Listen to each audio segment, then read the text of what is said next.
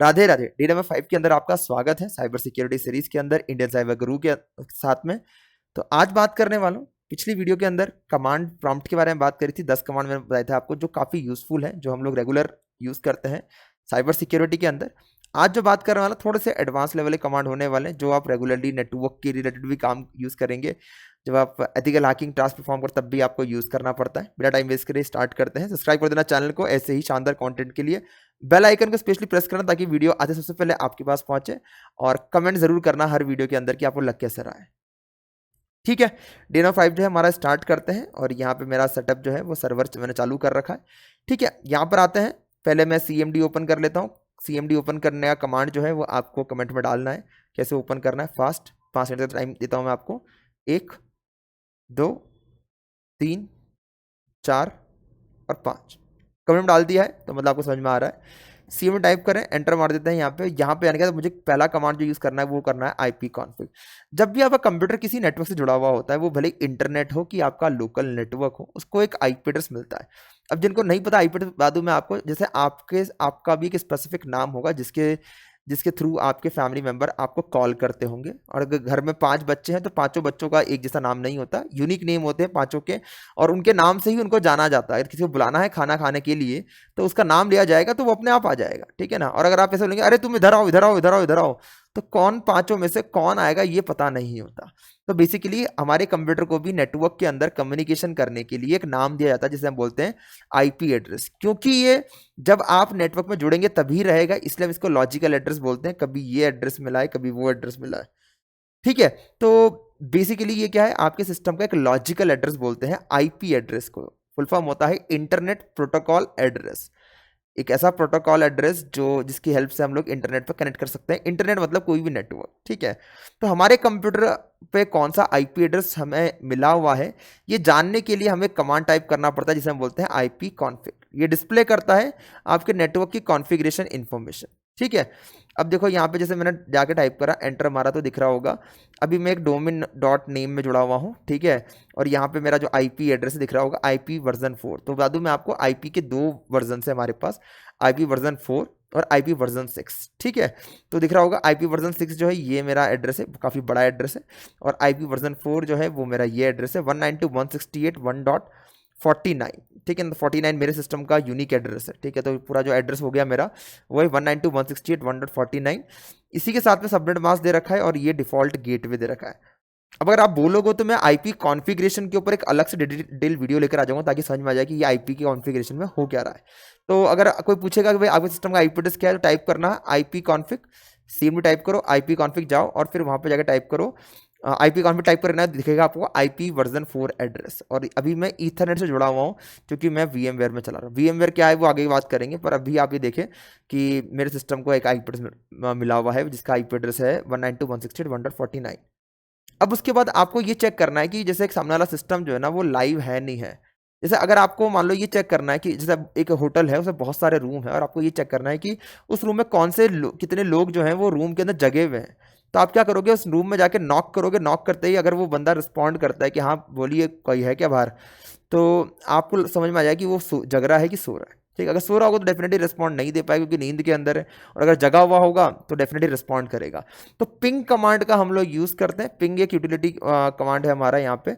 ठीक है ना, ये टेस्ट करने के लिए काम आता है, कनेक्टिविटी के लिए। नेटवर्क के अंदर का सिस्टम लाइव है तो ये हम टेस्ट करने के लिए हम यूज़ करते हैं। तो यहाँ मैंने टाइप करा पिंग google.com, क्योंकि नेट चालू है तो मैं देख लेता हूँ। यस बिल्कुल, google.com को मैंने टाइप करा तो यहाँ पे दे रखा है। पहले इसने google.com के IP एड्रेस को पहले ढूंढा, तो ये इसका IP एड्रेस आ गया google.com का। फिर रिप्लाई फ्रॉम, अब दिख रहा होगा आपको रिप्लाई आना शुरू हो गया कहाँ से, google.com से। तो मतलब कि जो google.com है वो लाइव है। अब देखो नीचे अगर मैं देखूँ यहाँ पे पिंग स्टैटिस्टिक्स के अंदर देखूँ मैं, तो मैंने 4 पैकेट सेंड करे थे जिसमें से मेरे को 4 रिसीव हो गए और लॉस एक भी नहीं हुआ। जब लॉस नहीं हुआ तो मतलब कि पैकेट मुझे पक्का रिसीव है, तो मतलब कि सिस्टम जो है लाइव है। अगर मैं कुछ ऐसे बना दूं अपने मन से, इसको मैं क्लियर करता हूं। ठीक है, अब मैं बनाता पिंग गूगल GOOGAL वा.com, गूगलवा.com। तो देखो यहाँ पे रिजॉल्व ही नहीं कर पाया। ढूंढ ही नहीं पाया कि गूगल वहाँ भी है या नहीं है, तो एक्चुअल में किसी ने रजिस्टर ही नहीं कर रखा है इसको।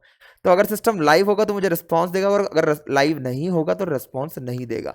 तो पिंग से आप ये चेक कर सकते हैं। इस पिंग से आप डोमेन के साथ साथ में आईपी एड्रेस भी चेक कर सकते हैं। जैसे मेरे नेटवर्क का कोई आईपी एड्रेस है 1.1 ले लेता हूँ मैं, एंटर मारता हूँ, दिख रहा होगा रिप्लाई फ्रॉम दिस, तो मतलब उससे रिप्लाई आना शुरू हो गया। अगर ऐसा कोई सिस्टम हो, अब देखता हूँ मैं इस पे, देखो रिप्लाई आएगा नहीं आएगा क्योंकि 1.2 रजिस्टर्ड नहीं है। तो दिख रहा होगा डेस्टिनेशन होस्ट अनरीचेबल, कि वो डेस्टिनेशन जिस तक तुम पहुंचना चाह रहे हो वो रीचेबल ही नहीं है क्योंकि वो चालू ही नहीं है। ठीक है ना, किसके ऊपर बता रहा है, ये यहाँ पे जाके बता रहा है। ठीक है, तो मतलब कि ये सिस्टम जो है मुझे रिस्पॉन्स नहीं दे रहा। अगर लास्ट में देखोगे तो लॉस्ट पैकेट में आ जाएगा। समझ में आ गया पिंग। अब यहाँ पे को कमांड है ट्रेसरेट कमांड। ट्रेसरेट कमांड बहुत इंपॉर्टेंट कमांड है। ये बेसिकली काम आता है कि अगर आपको ये जानना है कि आपके और सामने वाले सिस्टम के बीच में कितने राउटर जुड़े हुए हैं, पूरा नेटवर्क जो है, पूरा इंटरनेट जो है राउटर का गेम है। आप देखें अपने घर के अंदर भी अगर आपको एक इंटरनेट लाइन मिलती है तो पहले एक राउटर लगता है, उसके बाद आप कंप्यूटर लगाओ, वहाँ पे मोबाइल चलाओ, कुछ भी जो मर्जी पड़े वो चलाओ। समझ में आ रहा आपको। तो ऐसे ही अगर आप देखें यहाँ पे, तो हमारे सिस्टम के अंदर भी अगर आपको आपको किसी एक नेटवर्क से दूसरे नेटवर्क में कम्युनिकेशन करना है तो यहाँ पे राउटर का काम आता है। राउटर अगर नहीं पता आपको तो कोई दिक्कत वाली बात नहीं, मैं नेटवर्क डिवाइसेस के ऊपर एक वीडियो लेकर आऊँगा जिसमें हर एक डिवाइस के बारे में बताऊँगा मैं आपको। कमेंट कर देना जितनी जल्दी चाहिए आपको वीडियो। ठीक है, तो यहाँ पे मैं ट्रेसर्ट करता हूँ। ट्रेसर्ट करने के बाद थोड़ा सा मैं क्लियर करता हूँ पहले मैं ट्रेसर्ट google.com। तो यहाँ पे मैं ये चेक करना चाह रहा हूँ कि ना मेरे और google.com के बीच में कितने राउटर आते हैं, कितने आईपी एड्रेस है। तो पहला आईपी एड्रेस ये, दूसरा आईपी एड्रेस ये, ऐसे करते हुए लास्ट आईपी एड्रेस होगा ना वो होगा मेरा google.com का। अभी क्यों यूज़ करते हैं, कैसे यूज़ करते हैं, ये हम लोग फुटप्रिंटिंग और स्कैनिंग वाले चैप्टर में जानेंगे जब हम लोग एथिकल हैकिंग पढ़ रहे होंगे, साइबर सिक्योरिटी पढ़ रहे होंगे। ठीक है ना। अभी आप ये जान लीजिए कि ट्रेसरूट कमांड यूज़ करके हम ये जान सकते हैं कि मेरे और जिसका नाम मैंने टाइप करा है google.com या फिर नेटवर्क में किसी आईपी एड्रेस के अंदर, तो उस हमारे और उसके बीच में कितने राउटर लगे हुए हैं, ये हम जानने के लिए हम यूज़ करते हैं। देखो यहाँ पे देखा है कि traces the route taken by the packet to the network destination. उस डेस्टिनेशन तक पहुंचने के लिए आपने क्या रूट अपनाया, ये चीज आपका ट्रेस रूट जो है डिफाइन करता है। ठीक है, अब ये चलता रहेगा, इसमें काफी टाइम लगता है। ठीक है ना, जल्दी नहीं होता ये। उसके बाद एक और कमांड है task list. Task list basically बताएगा कि आपके सिस्टम में भी कितने प्रोग्राम जो है, कितने प्रोसेस रन कर रहे हैं। तो ये सारे प्रोसेस मेरे कंप्यूटर में भी रन कर रहे हैं, नजर आ रहे होंगे आपको, दिख रहा होगा आपको। और जैसे मैं अभी अपने कंप्यूटर के अंदर यहाँ पे कमांड एक नोटपैड ओपन करता हूँ। ठीक है, अब जैसे मैं नोटपैड ओपन कर दिया तो ये भी एक प्रोसेस में ही काउंट होएगा। तो देखो अभी यहाँ पे शायद कोई प्रोसेस अभी नोटपैड का नहीं है। ठीक है, यहाँ देख लेते हैं अपन। ठीक है, दिख रहा होगा यहाँ पे अभी कोई भी नोटपैड नहीं है। दिख रहा होगा नीचे लास्ट में कहीं नोटपैड लिखा हुआ आ रहा है, नहीं आ रहा। अब मैं इसको रिफ्रेश करता हूँ टास्क लिस्ट आप पे टाइप करके, तो दिख रहा होगा नीचे मुझे यहाँ पे notepad.exe आ रहा है। जितने भी प्रोसेस हमारे कंप्यूटर में रन करते हैं सबका एक स्पेसिफिक पीआईडी होता है जिसे हम बोलते हैं प्रोसेस आईडी। जैसे स्कूल वगैरह में आपको रजिस्ट्रेशन नंबर मिलता है ना, जिस रजिस्ट्रेशन नंबर में पूरी डिटेल होती है, ऐसे ही हमारे कंप्यूटर में चलने वाला हर एक प्रोसेस अपनी एक आईडी से चलता है। ठीक है ना, उसे हम बोलते हैं पीआईडी। तो अगर मान लो आपको उस प्रोसेस को बंद करना है तो उसको आप उसके पीआईडी नंबर से कॉल करके बंद कर सकते हो। ये बेसिकली काम आता है जब आप मालवेयर एनालिसिस करने जाओगे, मालवेयर को आइडेंटिफाई करने जाओगे, तो वहाँ पे मालवेयर ऐसे नजर आएगा आपको प्रोसेस की फॉर्म में। उसको आप डिलीट करने के लिए आप पीआईडी से ही डिलीट कर सकते हैं। आगे बात करेंगे, बहुत एडवांस चीज़ें हो गई है। ठीक है, तो अभी दिखाता हूँ मैं। जैसे आपने बोला कि ऐसे ही notepad.exe है, उसका पीआईडी है 4968। तो अब मुझे इसको किल करना है तो मुझे टास्क किल कमांड का यूज़ करना पड़ेगा। टास्क किल, ठीक है, और फिर /f। एफ होता है फोर्सफुली मुझे क्लोज करना है, और फिर पीआईडी देना है मुझे। पीआईडी क्या दे रखा है इसका, 4968। ठीक है, कमांड मेरा ये है। पीछे मेरा नोटपैड चालू है, नजर आ रहा होगा आपको यहाँ पे। अब देखो जैसे ही मैं ये कमांड टाइप करके एंटर मारता हूं, एक सेकेंड, अपने आप मेरा पीछे से कमांड प्रॉम्प्ट सॉरी हमारा नोटपैड जो बंद हो गया। टास्क किल करता क्या है, हमारे किसी भी प्रोसेस को जो हमारे कंप्यूटर में रन कर रहा है उसको किल करने के लिए हमारे काम आता है। आई थिंक आपको क्लियरिटी मिल गई होगी इससे। नेक्स्ट कमांड जो मेरा दे रखा है इसको मैं क्लियर करता हूं पहले एक बार। वो कमांड है मेरा sys info, दिख रहा होगा यहाँ पे सिस्टम इन्फो। सिस्टम इन्फो जो दे रखा है किस लिए, display detail configuration information about the computer, computer की इंफॉर्मेशन निकालने के डिस्प्ले करने का काम आता है, तो सिस इन्फो, ठीक है,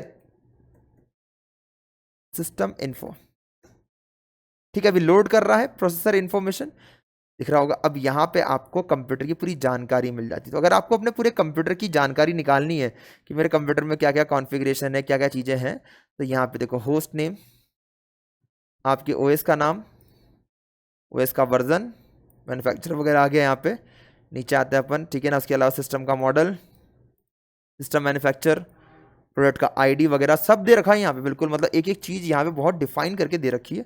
वो नीचे आओगे तो आप यहाँ पे आपको सारी चीज़ें मिल जाएगी, निक वगैरह के बारे में जानकारी मिल जाएगा, आईपी, डीएचसीपी, सर्वर, कार्ड, निक के बारे में इन्फॉर्मेशन, नेटवर्क इंटरफेस कार्ड के बारे में इन्फॉर्मेशन, ठीक है ना। ऊपर आओगे तो यहाँ पे कुछ रैम वगैरह के बारे में भी जानकारी मिल जाती है आपको, दिख रहा होगा ये सब।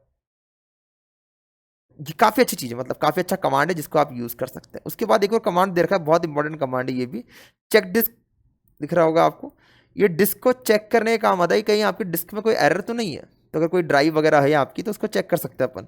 कैसे करते दिखाता हूँ मैं आपको, यहाँ पे CHKDSK, ठीक है ना, ये करके फिर मैं सी टाइप करा, तो मुझे सी ड्राइव में चेक करना है कि क्या मैं सी ड्राइव के अंदर कोई एरर है या नहीं है।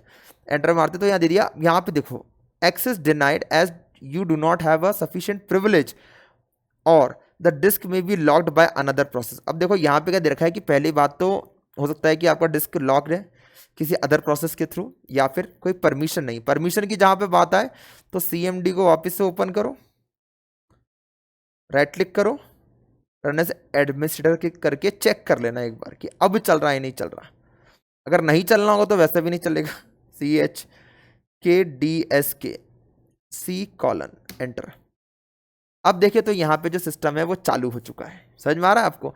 तो इस तरीके से अगर कोई, अब मैंने दोनों चीज़ दिखा दी आपको। ये पहला वाला जो था वो नॉर्मल यूजर मोड था हमारा, ये एडमिन मोड है क्योंकि इसके अंदर मैं सारे वो कमांड चलाता हूँ जो सिस्टम वाले मेरा कमांड है, ठीक है ना। नॉर्मल यूजर को अलाउड नहीं होता ये डिस्क चेक वगैरह करना, फॉर्मेट करना डिस्क को आपके कमांड प्रॉम्प्ट से, पर एडमिनिस्ट्रेटर मोड को पूरी परमिशन होती है, ठीक बात है।